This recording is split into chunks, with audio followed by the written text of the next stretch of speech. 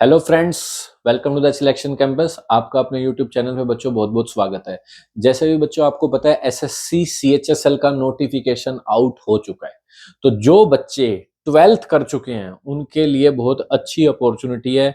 अब 3 to 4 months में एक अच्छी प्रिपरेशन करके एक अच्छी रिस्पेक्टेड सरकारी जॉब पर लग सकते हैं। ठीक है, हमारे कई स्टूडेंट्स हैं जो एलडीसी सीएचएसएल में लास्ट ईयर में सिलेक्ट हुए हैं। एलडीसी की पोस्ट पे हुआ है, कोई डीईओ की पोस्ट पे हुआ है, मुंबई पोस्टिंग हुई है किसी की।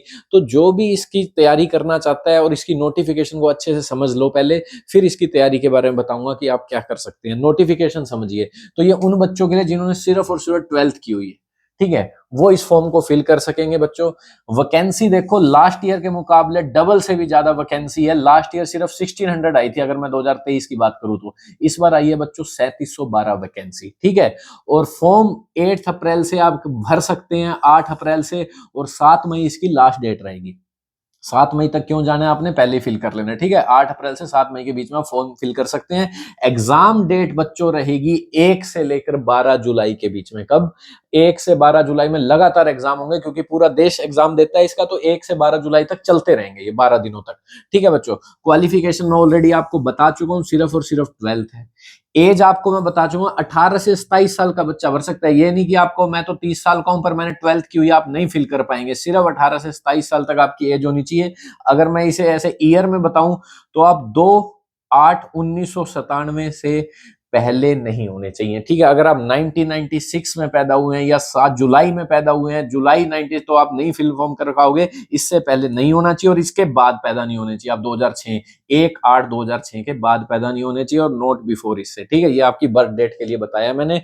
तो अगर आप यूं देखो 2/8/1997, अगर आपकी 2/7 भी है ना 1997, तो आप एज में नहीं आ पाओगे। ठीक है, तो इसका मतलब आपकी एज 27 से ज्यादा है। ठीक है, और अगर आप 1/8/2006 के क्या कह रहे हैं, बाद में पैदा हुए, मान लो 9 भी लिखा हुआ है सितंबर को, तो आपकी एज, इसका मतलब 18 से कम है, आप नहीं फिल कर पाओगे। तो ये एज है आपकी। ठीक है बच्चों, चलो ये थी एग्जाम डेट के बारे में, क्वालिफिकेशन के बारे में, एज के बारे में।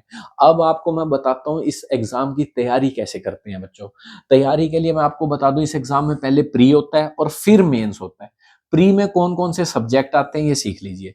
4 सब्जेक्ट आते हैं बच्चों, English, maths, reasoning, GK. Computer का ऑनलाइन टेस्ट होता है आपका, 1 घंटा आपको टाइम मिलता है। और हर क्वेश्चन कितने, मतलब हर पार्ट से 25 क्वेश्चन पूछे जाते हैं। और 1 घंटे में ही आपको ये 100 क्वेश्चन अटेम्प्ट करने होते हैं। और एक क्वेश्चन का मार्क्स वो 2 देता है। ठीक है, 2 मार्क्स, तो 200 नंबर का आपका पेपर हो जाता है बच्चों। ठीक है, 100 क्वेश्चन दिए जाते हैं, हर एक क्वेश्चन आपका 2 नंबर का होता है, तो 200 नंबर के क्वेश्चन। ठीक है, 200 मार्क्स का क्वेश्चन हो गए। ठीक है बच्चों, तो 200 में से आपको मिनिमम, मैं बता रहा हूँ, इतनी कट ऑफ जाती है कि 160 के अराउंड लेने पड़ते हैं प्री में। ठीक है, इतनी कट ऑफ जा रही है आजकल।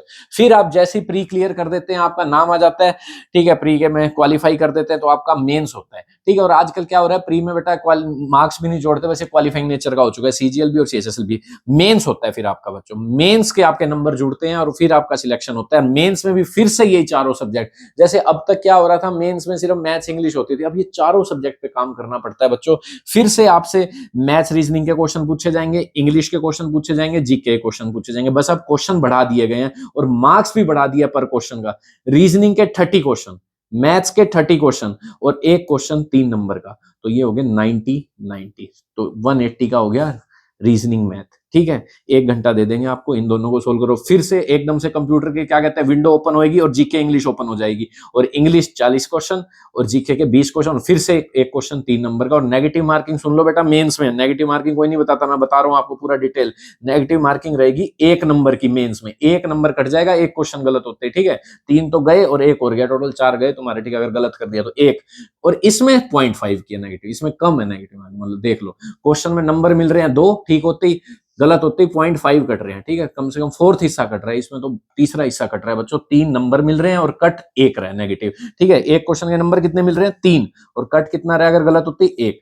तो ये आपका सिलेबस है। ठीक है, 360 मार्क्स का होता है मेंस, 360 मार्क्स का, 180 के जीके इंग्लिश और 180 के मैथ्स रीजनिंग, ठीक है 360, और प्री होता है 200 मार्क्स का। और जैसे ही आप ये प्री और मेंस दे देते हो और इसी मेंस में जैसे ही आप ये कंप्लीट कर लेते हो सारे 2 घंटे, 1 घंटे इन दोनों के इंग्लिश जीके के और 1 घंटा मैथ्स रीजनिंग का, 1 घंटा दिया इन्होंने कैलकुलेटिव सब्जेक्ट का, और ये कैलकुलेटिव भी नहीं है, इसमें भी 1 घंटा दिया। फिर आपका एक थोड़ी सी विंडो ओपन होगी कंप्यूटर की, जो कि क्वालिफाइंग नेचर है, 15 क्वेश्चन पूछ लेंगे आपसे, 3 नंबर का है 45, इसे भी क्वालिफाई करना पड़ेगा और इसके नंबर नहीं जुड़ते बच्चों, ठीक है।